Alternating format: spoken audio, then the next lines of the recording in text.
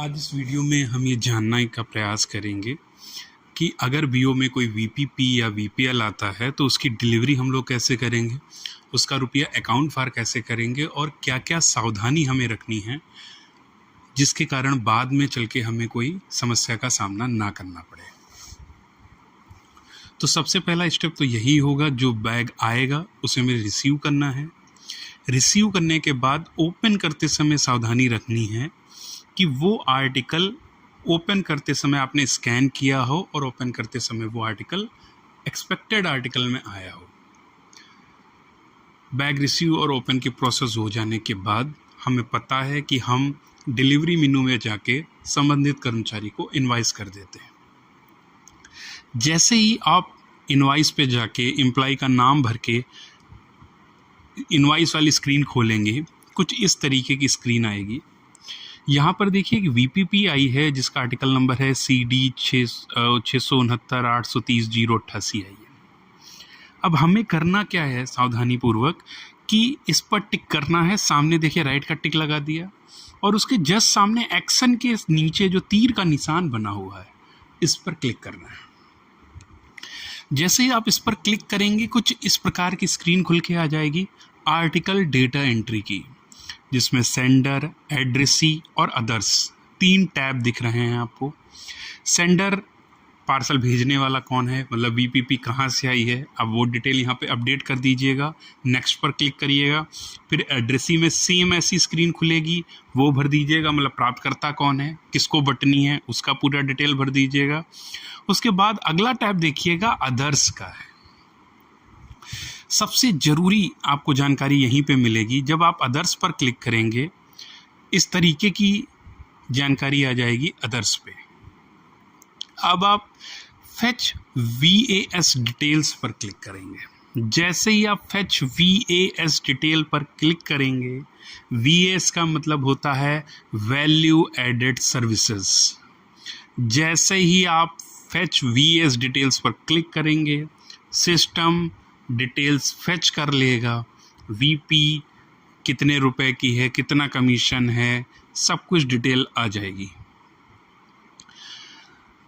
2 चीज़ें मैं आपको यहाँ पे खास बताना चाहता हूँ। VAS डिटेल में एक ऑप्शन आपको दिख रहा है COD का, दूसरा दिख रहा है COD रिटेल का।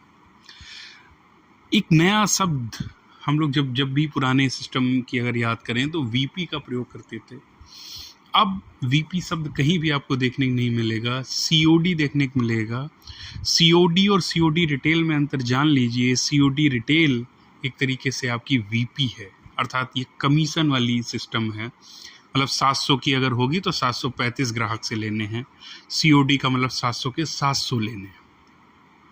तो चूंकि हमारा आर्टिकल VPP आर्टिकल था तो फेच VAS डिटेल जब आप करेंगे तो ये COD रिटेल की ही डिटेल खुल के आएगी। इन केस अगर नहीं आता है, हमें डेटा एंट्री करनी है, तो हम क्या करेंगे, COD रिटेल पर क्लिक करेंगे। आप हमेशा ध्यान रखिएगा VPP अगर होगी तो COD रिटेल पे टिक है।